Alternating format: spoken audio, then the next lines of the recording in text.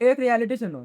तुम्हारे पिताजी ने पूरी जिंदगी मेहनत की, सुबह उठकर काम किया और शाम को थक कर घर वापस आए। पर क्या उन्होंने कभी तुमसे इस बात की कंप्लेंट की?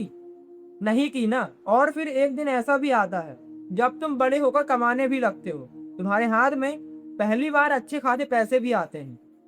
तो फिर तुम्हें इस बात की खुशी होनी चाहिए थी ना। पर क्या हुआ? तुम्हें वो खुशी क्यों नहीं मिली? बल्कि उसकी वजह है तुम्हें एक अजीब सा गिल्ट क्यों फील हुआ? तुम्हें एक अजीब सा बोझ क्यों फील हुआ, जैसे कि तुम अपनी ही जिंदगी में एक आउटसाइडर हो? वेट करो, बताता हूँ आपको सब कुछ, वो भी अपने शब्दों में। मेरा नाम है शिवराज और आप सब देख रहे हो समाधान एक्स। इस चैनल का काम है आपको वो चीजों के बारे में बताना जो चीजें सिर्फ आप सोचते हो लेकिन उसे बताता कोई भी नहीं। तो सिस्टम को समझो। ये जो मैंने अभी आपसे बात कही, ये सिर्फ तुम्हारे साथ नहीं हो रहा। तुम अकेले नहीं हो। इंडिया में जो पहली जनरेशन है जो अपने घर में पहली बार थोड़ा बेटर कमा रही है, उनमें से अधिकतर लोगों के साथ ये होता है और इसका नाम है फर्स्ट जनरेशन अर्नर सिंड्रोम। मतलब कि तुम पैसा कमा तो रही हो पर उस पैसे के साथ तुम्हारे अंदर एक इनविजिबल वेट भी आ गया है। एक ऐसा वेट जो दिखता ही नहीं, एक ऐसा वेट जिसमें तुम फील करते हो कि तुम्हारे पिताजी ने पूरी जिंदगी भर मेहनत की और अब तुम अपने आप पर खर्च करके उनकी सारी सेक्रीफाइसेस को वेस्ट कर रहे हो। यहाँ पर एक रियलिटी समझो। भले ही तुम अब खुद से कमाने लगे हो पर तुम्हें फिर भी फील होता है, क्या मैं सेल्फिश हूँ? क्या मैं भूल गया कि हम लोग कहाँ से उठकर आए हैं?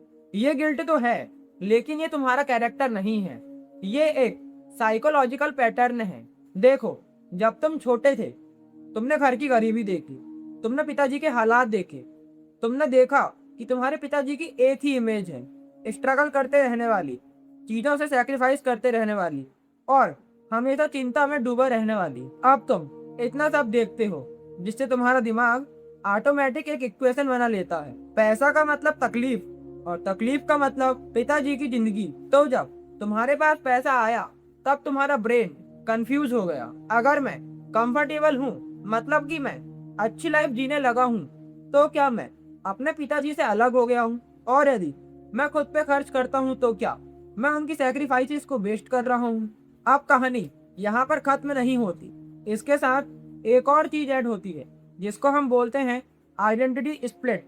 मतलब तुम्हारी जो आइडेंटिटी है वो दो भागों में बढ़ जाती है, क्योंकि घर पर तुम आज भी वही छोटे वाले होते हुए, वही गरीब का बेटा, बस बाहर तुम्हें थोड़ा बेटर दिखना पड़ता है। इन दोनों के बीच में तुम अटक जाते हो और इस तरीके से अटकते हो कि ना तुम अपनी नई वाली जिंदगी को कंप्लीटली एक्सेप्ट कर पाते हो और ना ही अपनी पुरानी वाली आइडेंटिटी को कंप्लीट तरीके से छोड़ पाते हो। और इसी में तीसरी वाली चीज और ऐड हो जाती है, वैलिडेशन ट्रैप। जब तुम्हारे पास पहली बार पैसे आए तो क्या किया?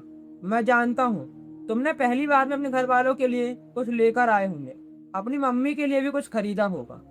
पर क्यों?